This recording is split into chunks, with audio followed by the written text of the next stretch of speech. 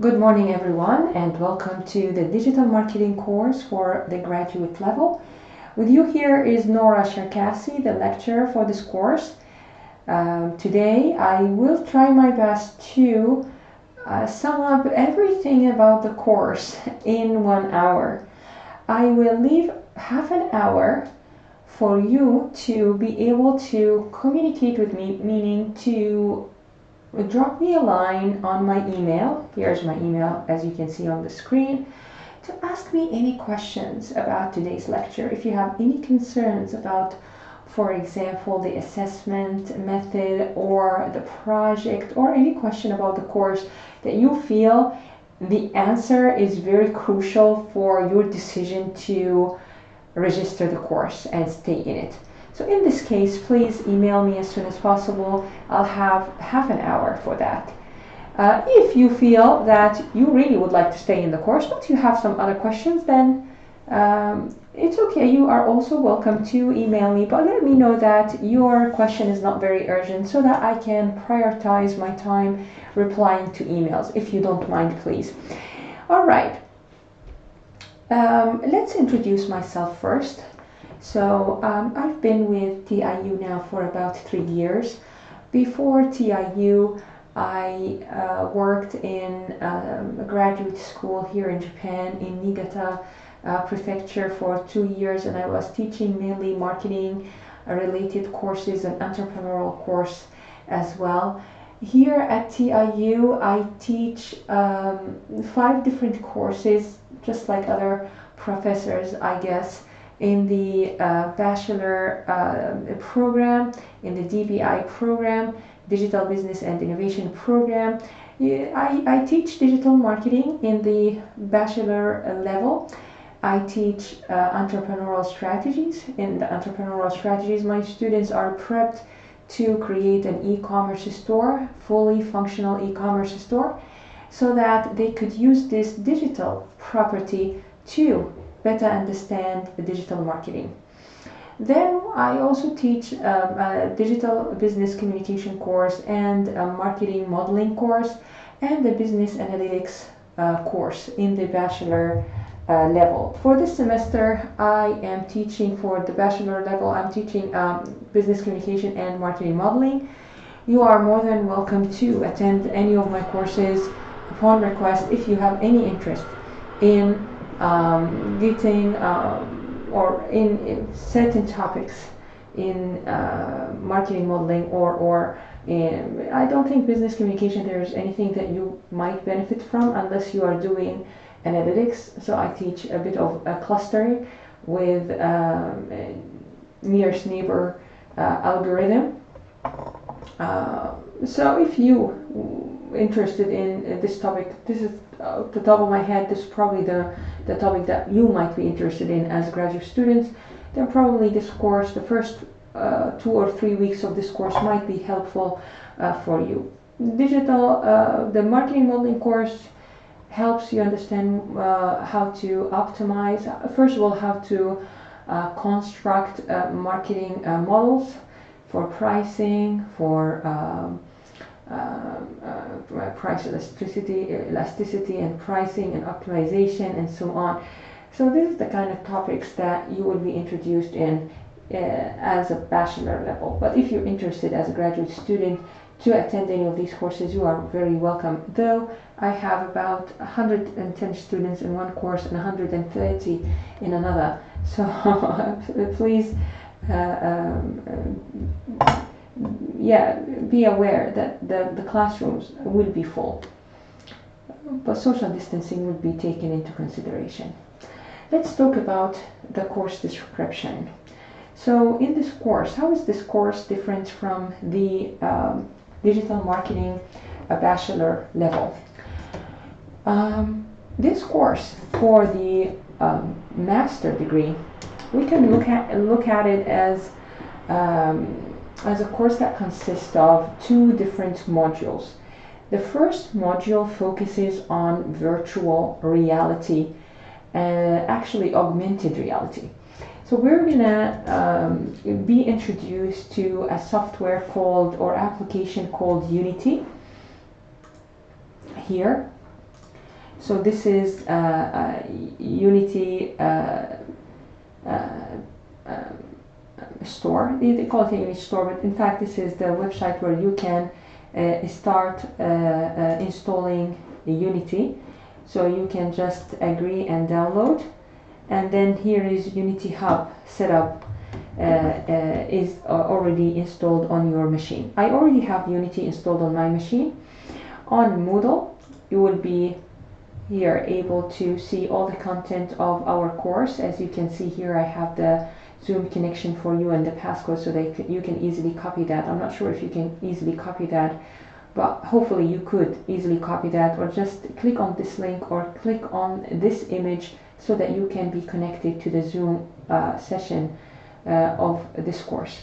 Honestly, I'm not sure if master students are allowed to take the course in a hybrid mode, like you have the liberty of coming to campus or to take it from home. I'm still not clear about these details. I'm sorry, I should have asked. Probably we've been briefed on it, but I need to just verify. In any case, I made the Zoom link here. So if we have any meetings, if we set up any meetings, guys, I expect to have you at that certain time that we set up together. If for any future meetings, I expect you to be show up on this Zoom link. All right. Hopefully this is clear. So any future meetings, I don't have to create a whole Zoom link, so we can just meet up here, guys. All right. So what else do you see on the Moodle page? So far you will see the course introduction. Here is the syllabus. Please be informed that I have changed a little bit of the percentages here. Previously here the percentage was 50% and this is 60%. I just worry that I am leaving half of the weight of the grade of the whole course on one project. So for this purpose, I thought maybe I'll just be a bit diverse and put only 40% for the project and 60% for quizzes, including a case study. All right, guys. So now that you have the time to look at the syllabus, you have also the set of slides for today's lecture available also on Moodle. This is my style. So my style will be like, here you will have, of course, all the course material for each session. So each session I will have a topic. Sometimes if we have to cover the topic over a week or two, I will also add, for example, the day and the date. So I'm going to put something like Friday, September 1st, and Tuesday, September 7th, for example, and so on. So this is going to be a very organized page, I hope, for you. If you have any questions or concerns, please don't wait to ask. Ask immediately. A very easygoing person. I very attentive in terms of emails. Will respond and get back to you sooner than what you think. All right. Let's go back again to talking about the second module. So if the first module about virtual reality and about a little bit getting to know a Unity platform for augmented reality, which is one of the big like a buzzword nowadays in digital marketing, is virtual reality for not only advertising but also for marketing your own self digitally. We're going to talk about this in a bit. The second module, guys, is going to be about the standard digital marketing. What is digital marketing about? Search engine marketing. So far, if any of the students in today's class comes from the bachelor degree, they would be like, oh, this is redundant. It is maybe redundant, but it is not. I have to start from zero for my graduate students because they probably know nothing about search engine optimization or search engine marketing, paid search, Google Console, Google AdWords.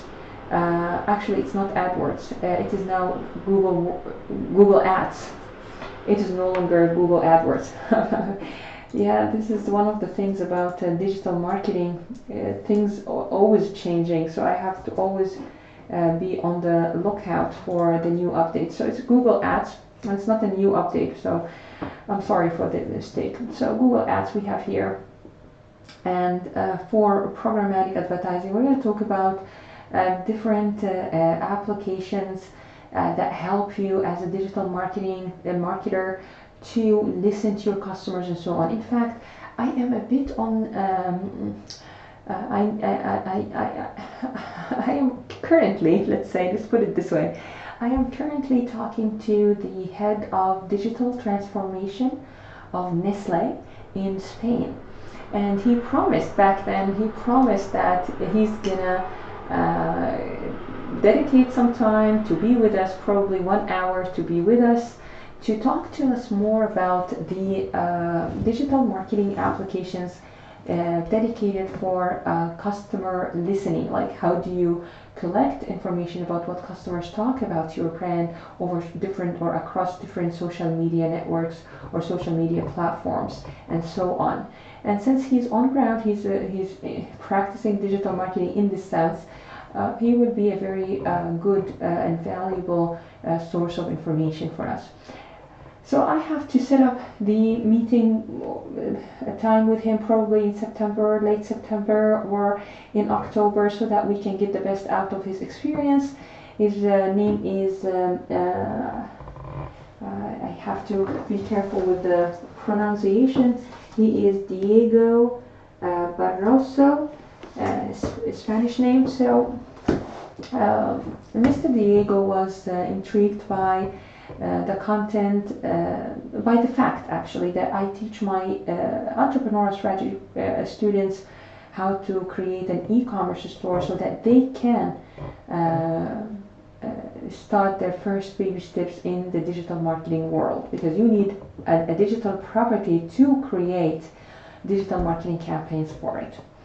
All right. So what's new about this course? About this course, I was thinking that we could probably design and implement digital marketing campaigns on AdWords, on Google Ads. Sorry, on Google Ads.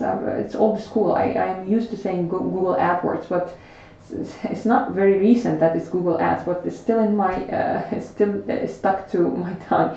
So it's Google Ads, guys, and we're gonna start working with Google Ads. Hopefully, I'm gonna show you how to connect your own digital property to Google Console and to Google Analytics. We're gonna also take a look at a simulation of Google Analytics.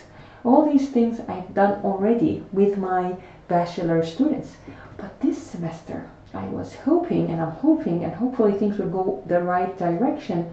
I am hoping, guys, that we could create a real digital marketing campaigns of your choice. So I'm going to ask you if you want to create a digital. I'm going to show you how to create a digital marketing campaign on Google Ads or on Facebook, and I will give each group the choice. Where do you want to set up your first digital marketing campaign? And based on that, you're going to create. I have a digital property that I'm going to explain the brand, and I'm going to give you the link of the site, and I will ask you to devise and to create that digital marketing campaign, and then we're going to set up this digital marketing campaign, and you're going to compete. So I'm going to set up the campaign with you guys, so you will get the chance to do it firsthand. We're going to set up multiple campaigns together. Each group has a certain campaign. I will invest money in the campaigns. I will give, for example, a certain amount of money for each campaign, so that all of you will have the same amount of budget invested. And then we're going to run the campaigns for the same amount of time, for the same length of time, and then we're going to see the results. That would be fun, I think, to see how different campaigns will perform, and then we can well, in real time, in real life, also do some performance analysis or return on investment kind of analysis for different digital marketing campaigns. We're probably going to set it up. I'm probably still thinking this is the first time I'm doing this with my students, but I'm thinking maybe I will give you the choice. However, I have to say that setting up a marketing campaign with Google Ads is probably more difficult than that on Facebook. So we're gonna all decide on one platform. So if I'm going to show you how to do the Google Ads and I have something called Digital Marketing Series that shows you step by step how to do it, then probably might be more interesting to do social media based campaign and do one on Facebook. All right. So we're gonna also cover some advanced topics like programmatic advertising, behavior mapping, location-based advertising, retargeting, and also, guys, we're going to talk about a case study to compute the return on investment for paid ads. All right, so let's talk about the project. In fact, the course had two projects.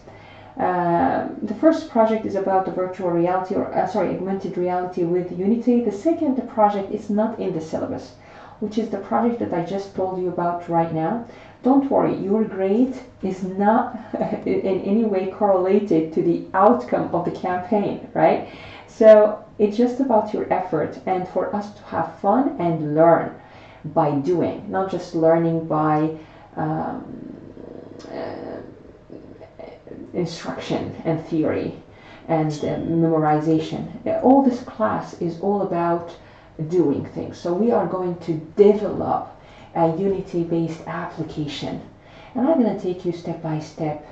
And if you need any help, I will also tutor you on one-on-one if needed. So you will be able to create a business card with a digital object floating around it. Maybe we can do one business card for a business that sells drones, and have a drone flying around the business card whenever somebody placing their camera on it, for example, or having the application, the built application on their mobile phone, and they can know more about you, or also attach certain buttons that takes the person virtually to your video, that you talk about yourself and you introduce yourself so that you can present yourself in a different way, or you can stand out for interviews, job interviews, and in any business meetings. So this is quite a fun project. I always get very good feedback from the students because they could use it for their own personal use. So most of you guys probably had work experience and you have your own business cards. So last year, some of my students, in fact, reproduced the same project on their own business card, and they were able to use it to market themselves and to say more than to expand the capacity or extend the capacity of that very small business card. When you have an augmented object around that business card using a mobile phone and certain buttons that you can interact with so that you can watch a video about Raj, for example, or view Raj's CV, or see some of his case studies videos on YouTube and so on, with just augmented reality, with just that business card. So this is really awesome. I thought that this is one of the bestest things, especially if you guys are working in B2B and you go to expos. So in expos, usually you exchange cards, and what happens is if you give a card that doesn't have your image, people will forget because they come back from the expos with 100 cards, business cards, and then they forget which one is this one. But if you have your image on it, picture on it, or if it is augmented reality enabled, then you will remind the person who you are and even tell them more about yourself. So this is why this project is very important. The second project, hopefully if things go well, it's not in the syllabus, but if things go well and there is no veto from any of the students, anonymously of course, we can also run another project instead of the case study, maybe, or maybe I will give a very basic case study, and then we can also be very flexible so that we can maximize our time together. I really would like to give you as much knowledge that I know as possible in this very short period of time, 3 months and a half. Would like to have the class more to be more of doing things rather than you memorizing things, because you're a master level and you've probably been away from schooling for quite a while. So I don't think memorizing things is the thing that you're looking, or is the thing you're going after right now. So I understand all this, and hopefully we will be able to give you what you want. Search engine marketing, programmatic advertising, we're going to talk about it, paid search. Back in the time, I'm sorry, this one also I need to fix this one. Back in the time, I used to ask my students to develop a blog so that it's a digital property. But right now, I'm thinking I'm going to give you and provide you with the digital property. Let me fix that on the spot. I'm sorry, guys. So over here, not development of blogs and content optimization, maybe content and optimization best practices. I'm going to keep this because we're going to talk about it. However, we're going to more or less we're going to we're going to replace this blog creation with another advanced project in social media. However, if you are interested in blog creation, no worries at all. I could show you how to do this. I actually did. I think last year I did show my students how to create a blog. In fact, throughout the semester, I'm going to show you my favorite platform, which is WordPress, to create digital properties, and I'm going to introduce you to the best or very popular what we call them we call them add-ons, but these are little applications attached to your website and provide extra functionality to your website. For example, the shopping cart, checking out, enabling your customers to provide their credit card for the payment gateways. All of these things are added into your website through what we call them an add-ons. I'm gonna talk to you about all these things in due course. So this course, in general, this course is mostly practical discussion, but at the same time, there will be some lectures where I have to introduce the foundation for you, so that when we get into the deep and we start doing things together, you already have the foundation, you already understand, hopefully, or you already been exposed and introduced to the main concepts in that area. So project 1, 40% virtual reality, actually it's augmented reality. Then we have quizzes 40%, and then case study 20%. I have to be honest with you, last year I didn't give quizzes in the traditional sense. I told my students, I gave you all the material and all the explanations needed to tackle and to actually get a certification of Google Ads.